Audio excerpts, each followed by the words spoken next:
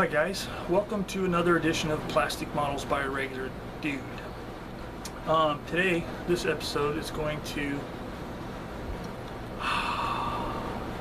deal with my 1/25th scale Tamiya Tiger that I built for that 70s build, sponsored by Tactical Jackalope on the YouTube Modelers channel, our YouTube Modelers Google Plus group. As many of you know, I've been keeping a video log of all of my build progress and so forth, and I'm happy to say that I have now completed the project. It's only 46 days late. It was due at the end of December, so I don't even know if it qualifies anymore. But anyway, that's why I started it, was for that 70s build, and I originally hadn't intended to get as in-depth into this kit as I had originally planned, but I did. So without further ado, let's take a look at the completed project.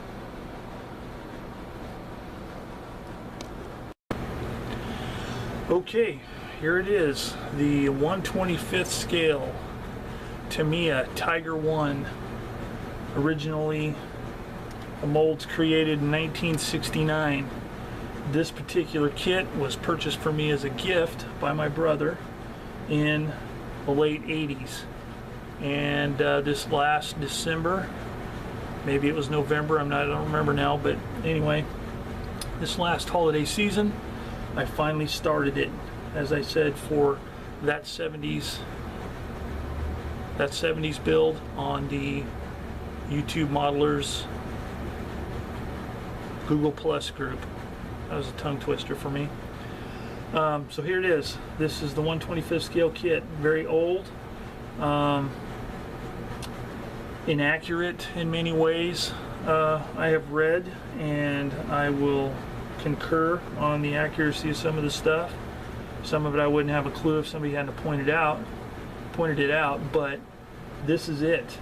This kit has been built completely from the box. The only exception to that would be the tow cables. The plastic ones had a really bad seam going all along the outside and inside edges, and after cleanup it would have left a nice flat, featureless spot all the way around, and I didn't want to do that with the amount of work I put into it. You know, again, this isn't like a totally accurate kit, and I'm sure there's a lot of things other people could do to improve upon it. But I did not want to go with those, so I made them out of some high quality cotton string from a craft store, and I used the kit tow cable ends, chopped them off about halfway and made a new sleeve with foil, so these would fit inside. So that's the only thing that didn't come in the kit. Some of the features that were touted about this kit back in the day was the fact that all of the hatches operate on the turret, on the driver and radio operator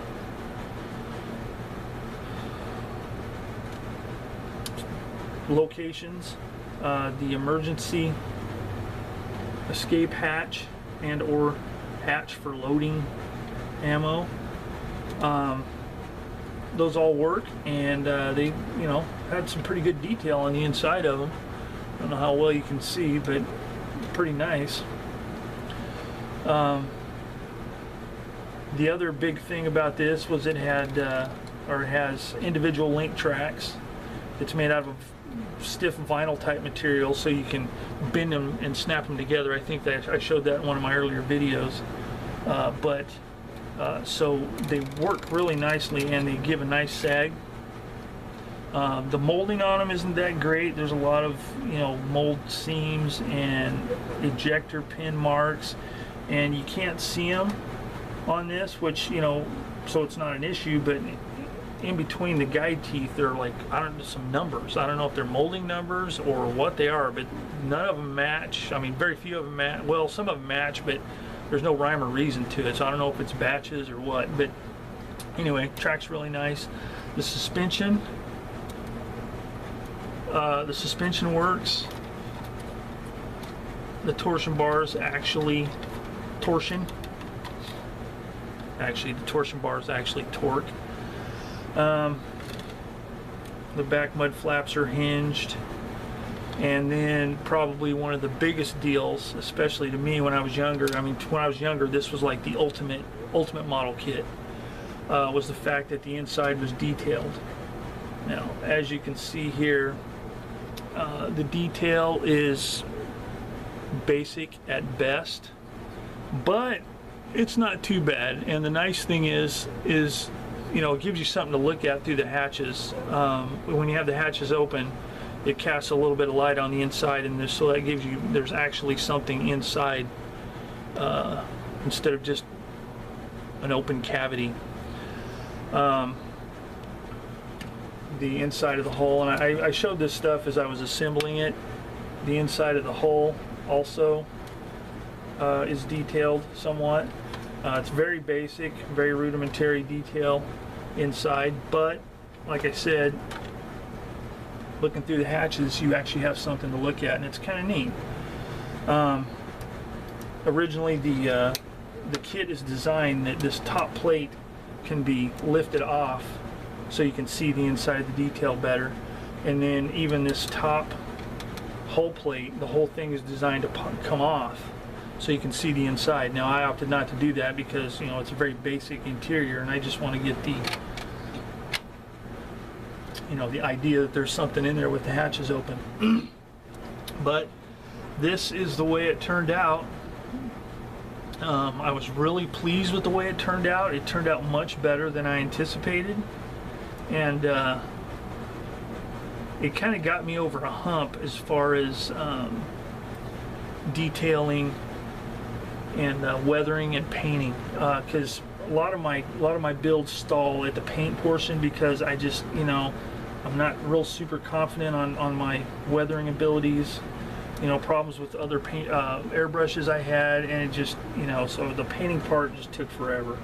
I would really drag my feet about that. But with this kit, I think I've overcome that hump. I like, you know, I mean, there's a lot that could be improved on this, but I like the way it turned out. You know, there's always room for improvement, but I like the way this turned out, and I'm really pleased with the overall, the way it turned out overall. Some of the other modifications I made is this entire run of side skirts or fenders was one molded piece. I cut each one and glued them back into, you know, glued them into position a little bit off, so they look a little more realistic, because, you know, they wouldn't be exactly perfect all the way across, especially after, you know, being in battle and being on the road.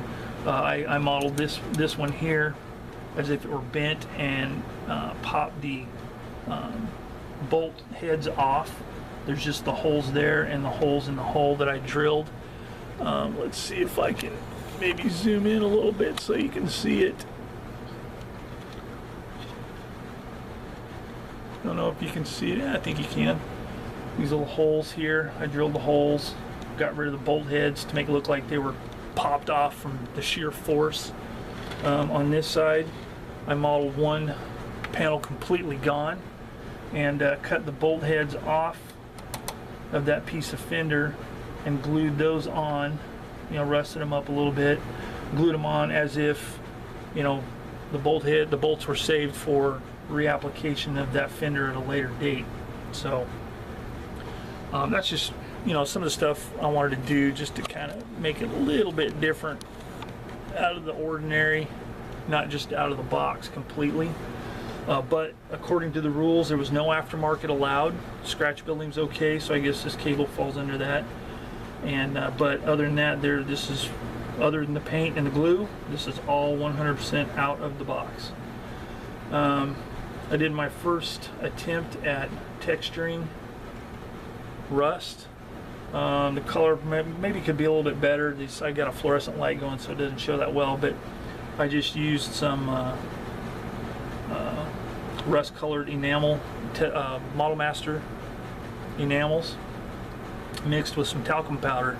Made myself a little bit of goop and just peppered it on there, and then gave it a wash, and it gave it some nice texture, I think. So anyway, that is that 70s build project. Now I'm going to show you something here just for a comparison. Here you have the 1/25th scale Tiger tank, and here is the 1/35th scale Panzer IV that I built a few months back. And as you can see, there's quite a bit of difference in size. Now obviously a Panzer IV is smaller than a Tiger tank to begin with in the same scale, but this kind of gives you an idea of the size difference between 1/25th scale and 1/35th scale. Quite a bit of difference.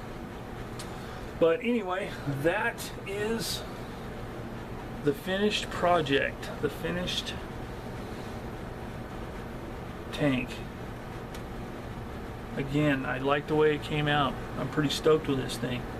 So for all of you that followed the build as I posted it on YouTube, thanks for hanging in there with me, and hopefully you'll enjoy looking at the finished product here. And if you have any questions or anything else, just let me know. And I would like to hear your comments about this build and about the whole build process in general.